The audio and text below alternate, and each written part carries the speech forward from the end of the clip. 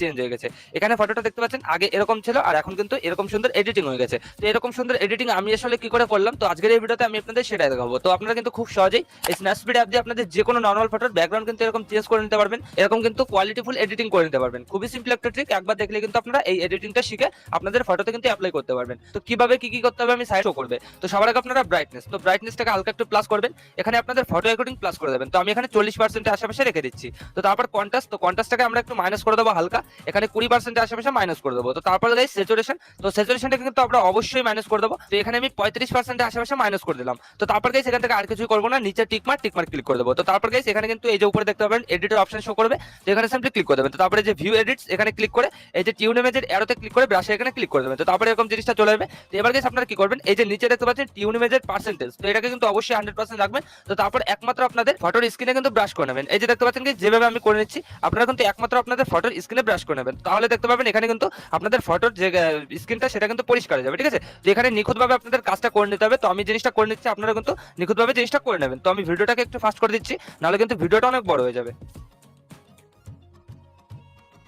Already গেছে, এখানে দেখতে পাচ্ছেন আমার কিন্তু পুরো স্ক্রিনে ব্রাশ করা গেছে। তো তারপর কিন্তু ফটোটা এরকম হয়ে গেছে, দেখতে পাচ্ছেন আগের তুলনায় কিন্তু পরিষ্কার হয়ে গেছে। ঠিক আছে, তো আপনাদের ফটো এরকম হয়ে যাবে। তো তারপর নিচে টিকমার্ক ক্লিক করে ব্যাকে চলে যাবেন। তো তারপরে যে উপরে অ্যারোতে ক্লিক করে ব্যাকে চলে যাবেন। তো এখান থেকে কিন্তু আমাদের স্ক্রিনটা পরিষ্কার করা হয়ে গেছে, দেখতে পাচ্ছেন ফটোর। তো এবার আমাদের কি করতে হবে, ব্যাকগ্রাউন্ডটা অ্যাড করতে হবে, ব্যাকগ্রাউন্ডটাকে চেঞ্জ করতে হবে। তো সেটা করার জন্য আমরা এই টুলস অপশনে ক্লিক করব। তো তারপর একটু নিচে স্ক্রল করলে এখানে দেখতে পাবো ডাবল এক্সপোজার, তো এখানে সিম্পলি ক্লিক করে দেবো। তারপর কিন্তু এই যে গ্যালারির অপশন এখানে ক্লিক করে আপনাদের গ্যালারির সব ফটোগুলো শো করবে। তো এবার আমি ভিডিও ডিসক্রিপশনে একটা ব্যাকগ্রাউন্ড দিয়ে দেবো। তো আপনার ভিডিও ডিসক্রিপশন থেকে ওই ব্যাকগ্রাউন্ডটা ডাউনলোড করে এখানে কিন্তু সেটা চুজ করবেন। এই যে দেখতে পাচ্ছেন গাইস এখানে আমি চুজ করলাম, এই ব্যাকগ্রাউন্ডটা কিন্তু আমি ভিডিও ডেসক্রিপশনে দিয়ে দেবো। তো এখানে ব্যাকগ্রাউন্ডটা চুজ করার পর এখানে অপাসিটির একটা অপশন দেখতে পাবেন, এখানে ক্লিক করে এটাকে 100% করে দেবেন। তো তারপরে যে নিচে টিক মার্ক এখানে ক্লিক করে দেবেন। তো তারপরে গাইস উপরে এই যে একইভাবে এডিটর অপশন এখানে ক্লিক করে ভিউ এডিটসে ক্লিক করে দেবেন। তো তারপরে যে ডাবল এক্সপোজারে অ্যারোতে ক্লিক করে ব্রাশে এখানে ক্লিক করে দেবেন। তো এবার আমাদের ফটোটা চলে আসলো। তো তারপর গাইস আপনারা কি করবেন, নিচে দেখতে পাবেন এই ডাবল এক্সপোজারে এটা কিন্তু অবশ্যই 100% রাখবেন। তো তারপর একমাত্র ব্যাকগ্রাউন্ডে এইভাবে নিখুঁতভাবে ব্রাশ করে নেবেন, এখানে ব্যাকগ্রাউন্ডটাকে ব্রাশ করে নেবেন। দেখতে পারবেন আপনাদের ব্যাকগ্রাউন্ডটা কিন্তু আগের তুলনায় চেঞ্জ হয়ে যাবে। ঠিক আছে, ওই ব্যাকগ্রাউন্ডটা কিন্তু চলে আসবে আর এখানে আমাদের এই ব্যাকগ্রাউন্ডটা রিমুভ হয়ে যাবে।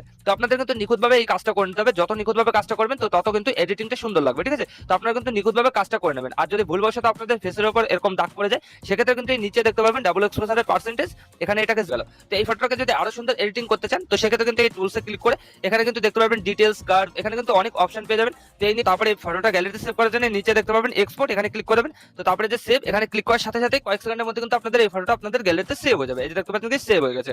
তো এইভাবে গাইস আপনারা কিন্তু খুব কম সময়ের মধ্যে এরকম স্ন্যাপসিড অ্যাপ দিয়ে এরকম সুন্দর এডিটিং করে নিতে পারবেন। তো আশা করি আমি আপনাদের ভালোভাবে বোঝাতে পেরেছি যে কিভাবে কি কি করতে হয়। তো ভিডিওটা ভালো লাগলে লাইক করে দেবেন, আর যদি চ্যানেলে প্রথমবার হন তো চ্যানেলটাকে অবশ্যই সাবস্ক্রাইব করে দেবেন।